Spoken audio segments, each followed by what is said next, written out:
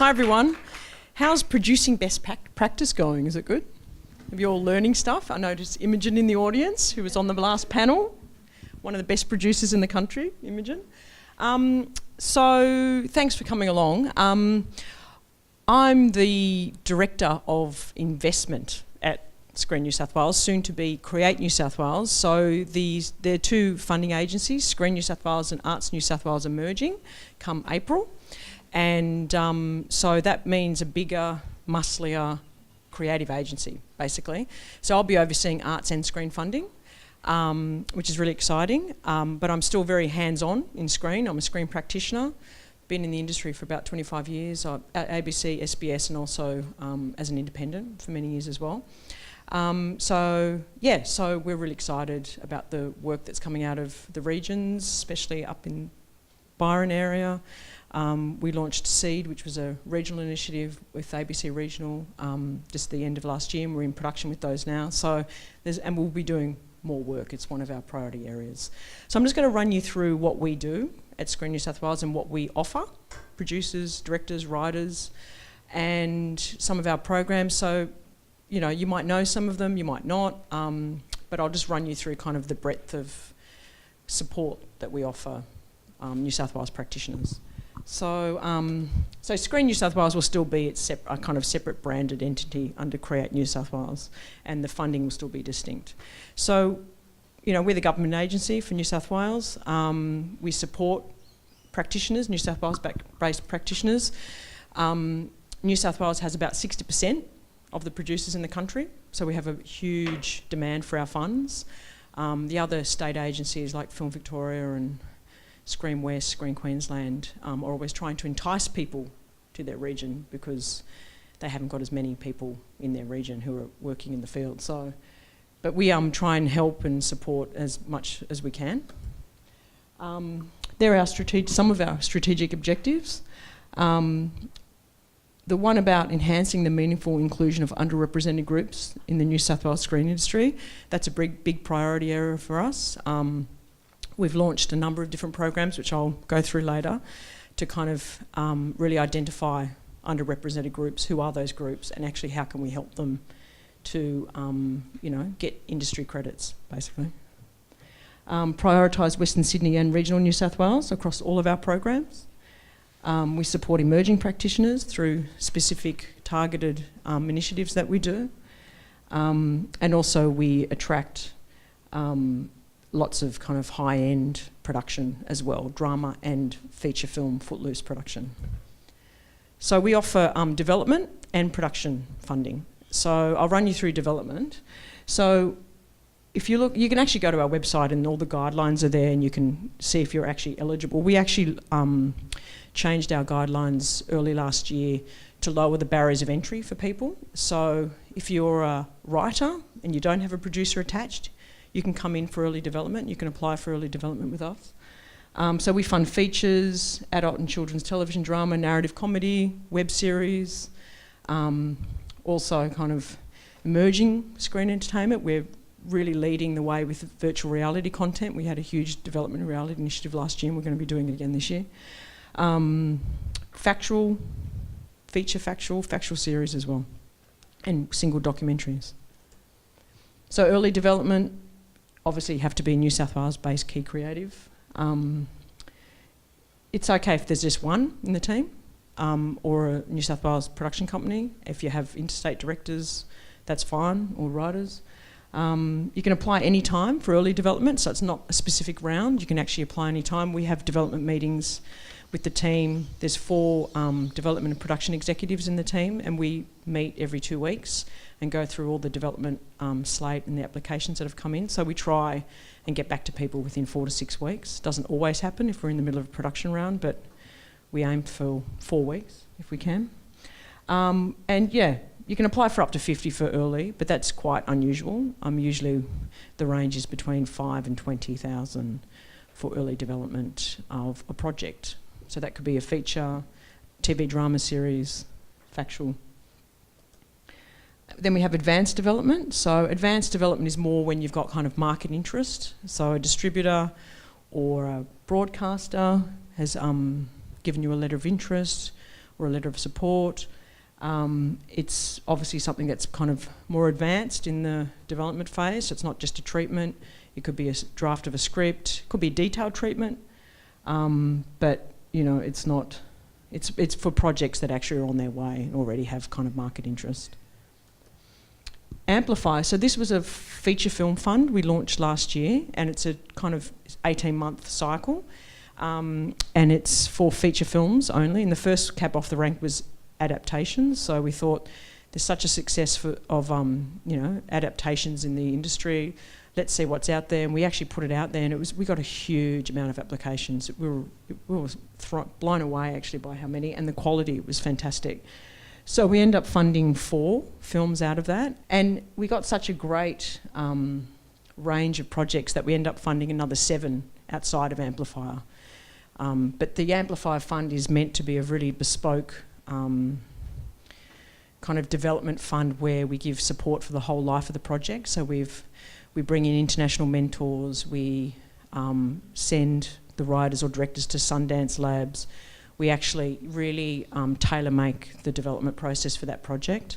And we also, with the producers, start having discussions with the market really early, and bringing in distributors very early so they can actually feed back into the project, and so the project has a better chance of survival and actually getting produced, because so many projects just lay in development land for 10 years and never get made. So the idea of Amplifier is to actually get those projects made, and we'll support them as much as we can to get that.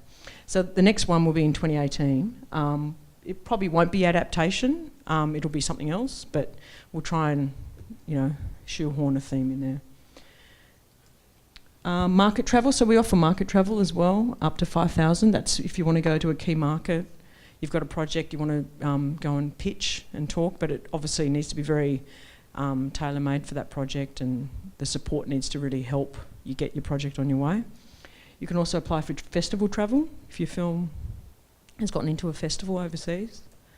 Production finance, so this is the big guns. So we actually increased it this year. We've got 4 rounds per year now, not 3, and that was more to give more flexibility to producers, because what we were finding is that, you know, they were kind of in between a round, so they didn't, you know, their schedule didn't suit anywhere. So we've added another round to try and just give producers a bit more flexibility. It doesn't mean we've got more money. It just means, you know, hopefully those rounds will be a little bit smaller.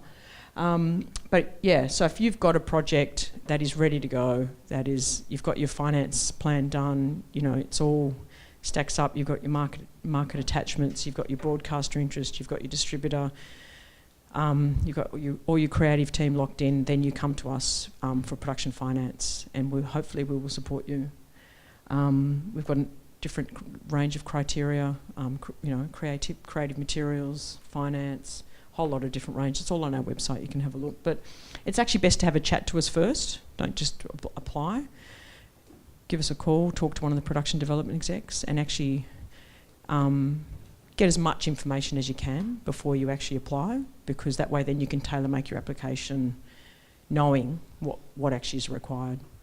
Because it might be, I mean, often we find people apply for production finance and they're actually not ready. They don't have a distributor, or they don't have, so it's too early, so you've wasted all that time applying. But what we try and do then is actually just encourage you to withdraw it and come back in the next round once you're ready. Because if you get declined, you actually have to change your project quite a lot before you come back in, just to make it fair for other people as well. So yeah, so production, so we fund, you know, a whole range of things out of that. I just had the board meeting last week where we got a whole lot of projects approved for the last round of the financial year. So that money's all spent now, financial year. So we've, last year we received an extra $20 million from the New South Wales government, which was brilliant. So that was for a 2-year support for high-end TV drama, and also for kind of big international feature productions that are kind of footloose, meaning they don't have a home yet, and let's try and get them to New South Wales and create some jobs. So that has been really great for us and for New South Wales producers. We've spent all that money for this financial year now. We've still got the money for next financial year, but it's made a huge difference to TV drama production in New South Wales. I don't know if any of you read the Screen Australia report that came out end of last year.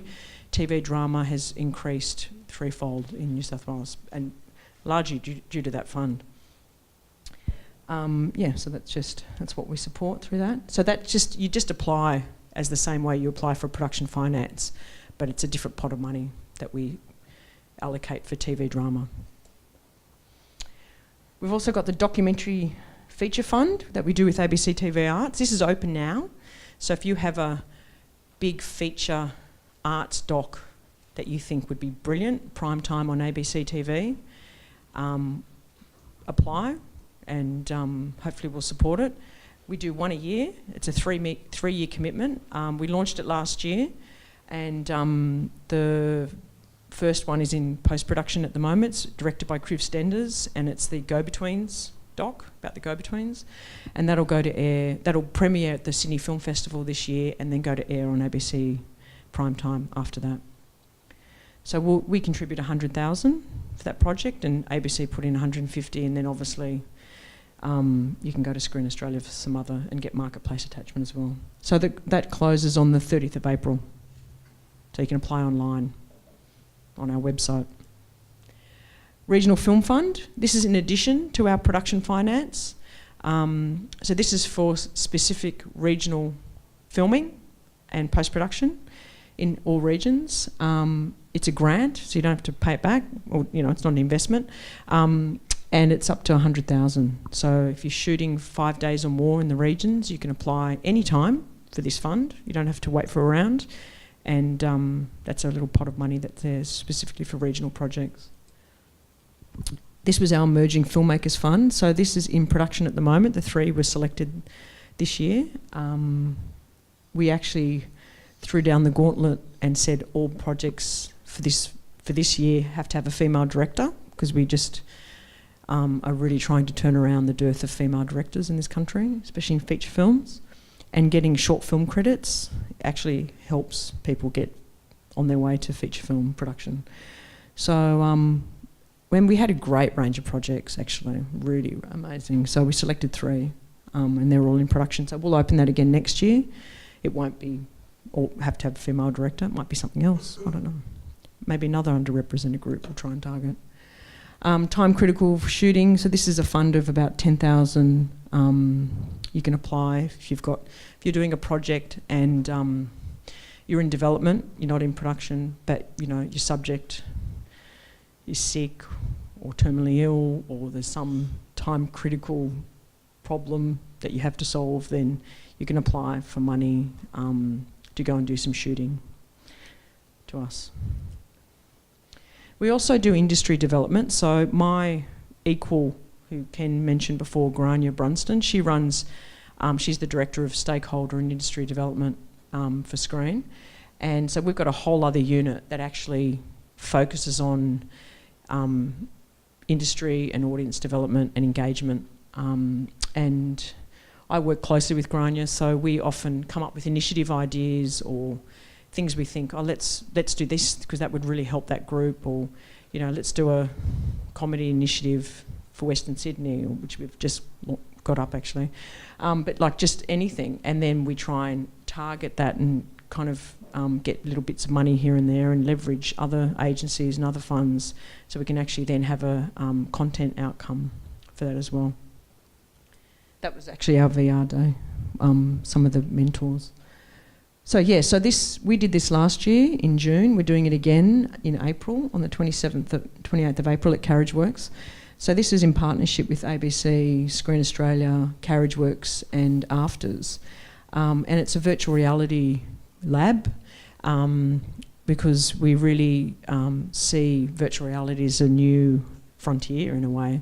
And I don't know if you're familiar with Lynette Walworth's work, Collisions, which was an amazing VR piece she did, and it got into Sundance. She was one of the first Sundance artists to be selected. So she was a mentor on the project last year, and she's involved again this year. She's going to be speaking. We're going to be showing more work of hers.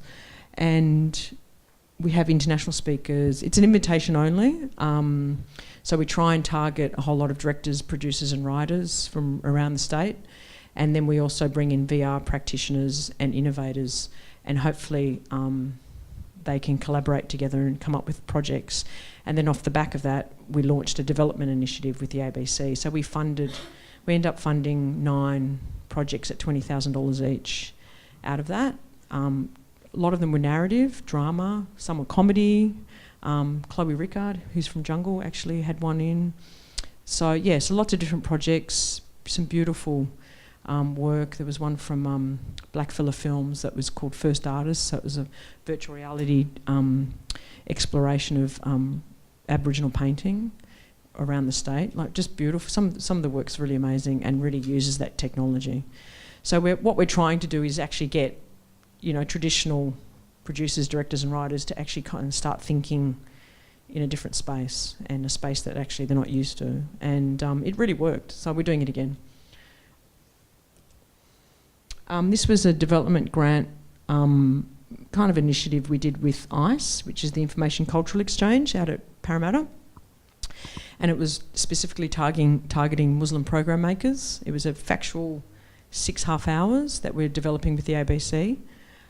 It's still in development. We launched it last year. Charlie's. I don't know if any of you would know about this, but we've got a little beautiful space in LA that we pay for, and it was beautifully designed by Ingrid Weir, who's Peter Weir's daughter. And you can actually book it on our website. If you're going to LA and you've got meetings that you want to have, you can go and have your meetings there. A lot of people have meetings there. It's a really cool space. So it's actually on the back lot, and it's actually Charlie Chaplin's old apartment. We do it in conjunction with Australians in Film, who's Peter Ritchie. He's a great guy, and he runs it there. So applications are open all year round, and it doesn't cost anything. SheDoc, so we launched this last year. We're in the middle of actually culling applications at the moment. This was with the Australian Documentary Foundation and Rode Microphones, who also kicked in some money. So it's to support female documentary filmmakers working in a lead creative role. So it's not a project-specific initiative, it's actually about their career. And hopefully we can award 4 grants up to $20,000 a year, and hopefully that'll be an ongoing thing as well. This is So in November 2015 we launched 50/50 by 2020, which was addressing the gender kind of divide and inequity that was happening in the screen industry, which was in a number of different reports. And what was interesting is that all the production companies and broadcasters were all on board. Everyone was very excited about it. And actually in a year, we crunched the numbers in November last year, and spent about a week doing that, because we don't have a research department, but we will in the new agency. But we did it ourselves, and we got a researcher in and a statistician. And we actually achieved gender parity in a year for TV drama and factual, which was incredible. We couldn't believe it.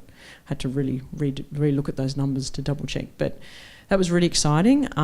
Feature films, we actually went a little bit backwards, which was a bit disappointing. And so kind of in answer to that, we, from July this year, every feature film we fund has to be 50% directed or written by a woman. And in July last year, we also ramped up our commitment to gender parity, and that actually fed into why we achieved gender parity with TV drama, because every production we funded had to have one key creative, and it had to be a female. Also, we won't sponsor or participate in any industry panel, conference or industry event that has an all-male lineup. You can see there's a lot there, isn't there? None of those are ours. We also launched Screenability, which is kind of an umbrella program, and it's in conjunction with Family and Community Services. We launched this last year, and the first initiative we did under this kind of umbrella of Screenability was an internship program. So we basically got on the phone and rang up every production company, broadcasters, to see if they would take an intern with a disability.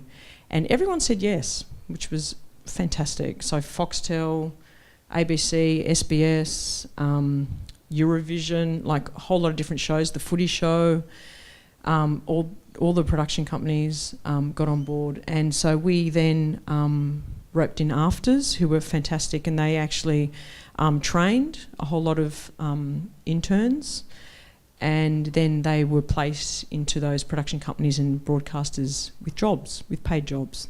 So that's happening now. Some of them are finished, some of them are still going, some of them actually are getting jobs out of the internship. So it shows that actually just with a little bit of targeting you can actually get people into those places where they've never been. So these are people with disability that actually have had some screen experience, but where they didn't have experience we would tailor the program for them. So it was very good. So we're going to roll that out as creatability across the arts sector as well.